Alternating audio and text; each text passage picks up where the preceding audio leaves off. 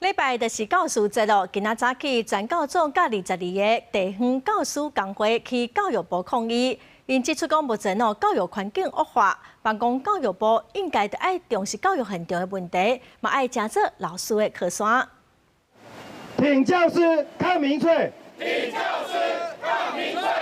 全教总、立委甲22个工会伫教育部门口抗议，表示即马真侪人放弃做老师，亲像即学期伫咧开学前，各地区有真侪学校传出招无老师的状况。教师团体指出，愈来愈侪人才无爱做老师，因为即马教学现场压力大，薪水无合理，行政量伤济等等。看到现在的教育环境对教师多么的不利。 校园滥诉，折磨了无辜的教师，还占用了很多学校的行政资源。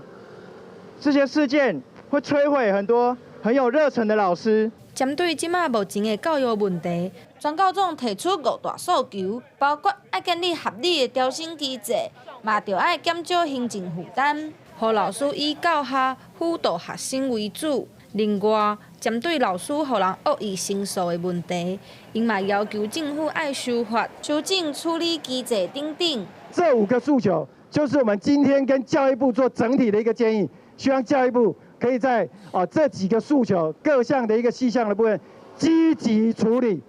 今天我们不希望教育部只是接受抗议书之后就没有了下文了。全教总强调，这5大诉求唔但甲老师的权益有关系，也会影响到学生的学习品质。教育部是回应讲，会重视老师所面对的问题，继续改善教育现场。记者陈心彤、谢桂玲台北报道。